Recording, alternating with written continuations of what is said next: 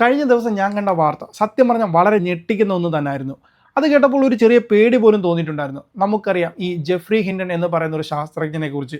എയുടെ God father എന്നൊക്കെയാണ് അദ്ദേഹത്തെക്കുറിച്ച് പറയാറുള്ളത്. അത്ര വലിയ ആളാണ് ഇപ്പോൾ ഈ ഒരു മുന്നറിയിപ്പുമായിട്ട് വന്നിരിക്കുന്നത്. എന്താണ് ആ മുന്നറിയിപ്പ് എന്ന് നിങ്ങൾക്കറിയാമോ? ഈ AI ചാറ്റ് ബോട്ടുകൾ സ്വന്തമായിട്ടൊരു ഭാഷ ഉണ്ടാക്കാൻ സാധ്യതയുണ്ടെന്നാണ് അദ്ദേഹം പറഞ്ഞിരിക്കുന്നത്.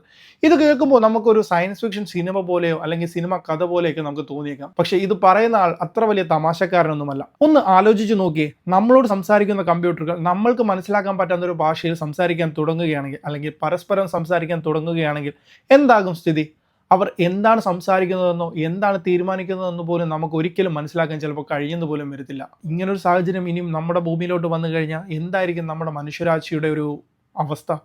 ഇതിനൊക്കെ കുറിച്ചാണ് നമ്മൾ ഇന്ന് സംസാരിക്കുന്നത്. നമുക്ക് എല്ലാ കാര്യങ്ങളും ചെറുതായിട്ടൊന്ന് ഡീകോഡ് ചെയ്ത് നോക്കാം. നമസ്കാരം, ഞാൻ അഖിലേഷ് ചന്ദ്രസേനൻ.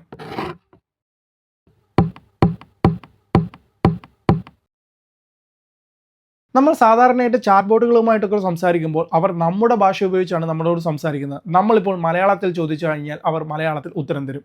ഇംഗ്ലീഷിലാണ് ചോദിക്കുന്നതെങ്കിൽ അത് ഇംഗ്ലീഷിൽ പറയും.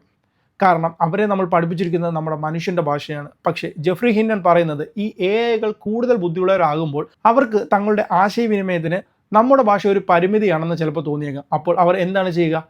ഈ ഒരു പരിമിതികളെ മറികടക്കാൻ വേണ്ടി അവർ സ്വന്തമായിട്ടൊരു ഭാഷ ചിലപ്പോൾ ഉണ്ടാക്കിയെന്ന് വരാം. ഉദാഹരണത്തിന് നമ്മളൊരു വലിയ വാചകം പറയാനെടുക്കുന്ന സമയം കൊണ്ട് അവർ ചെറിയൊരു കോഡിലൂടെ അവർ ഈ ഒരു വാചകമോ അല്ലെങ്കിൽ അതിൽ കൂടുതലുള്ള കാര്യങ്ങളോ അവർക്ക് കൈമാറാൻ കഴിഞ്ഞെന്ന് വരാം ഒരു ചെറിയ സമയം കൊണ്ട്.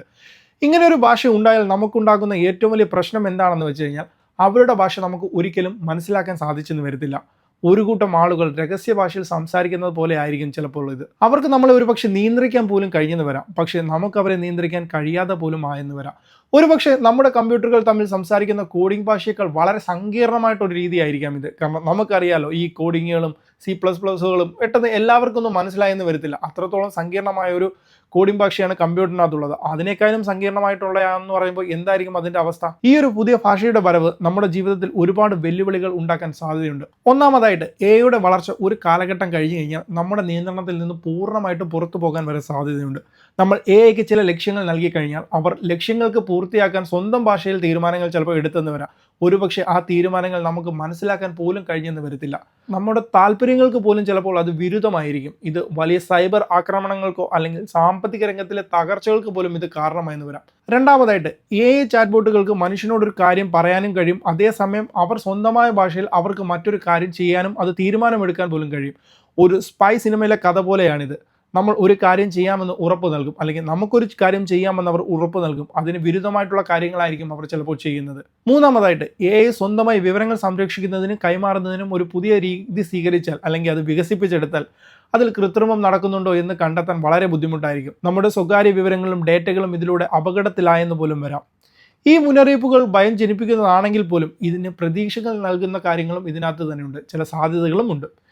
AI പുതിയൊരു ഭാഷ ഉണ്ടാക്കാൻ കഴിഞ്ഞാൽ അത് നല്ല കാര്യങ്ങൾക്കും ഉപയോഗിക്കാൻ കഴിയും. ഉദാഹരണത്തിന് രോഗങ്ങൾ കണ്ടുപിടിക്കുന്നതിനും മരുന്ന് കണ്ടെത്തുന്നതിനും അതുപോലെ തന്നെ ശാസ്ത്ര ഗവേഷണങ്ങൾക്കും ഇത് വലിയ സഹായമായെന്ന് വരാം. കാരണം മനുഷ്യൻ ചിന്തിക്കുന്നതിനേക്കാൾ വേഗത്തിൽ അവർക്ക് പല കാര്യങ്ങളും ചെയ്യാൻ സാധിക്കും. എന്നിരുന്നാൽ പോലും നമ്മൾ ഇതിനെക്കുറിച്ച് ഇപ്പോൾ തന്നെ ഗൗരവമായി ചിന്തിച്ചു തുടങ്ങേണ്ട സമയമായിട്ടുണ്ട്. AI നമ്മളെ എങ്ങനെ നിയന്ത്രിക്കണം അല്ലെങ്കിൽ അവർക്ക് നിയമങ്ങൾ എന്തൊക്കെയായിരിക്കണം എന്നതിനെക്കുറിച്ച് ലോകരാജ്യങ്ങൾ ഒരുമിച്ച് ആലോചിച്ച് തീരുമാനമെടുക്കേണ്ട ഒരു സമയമാണിത്.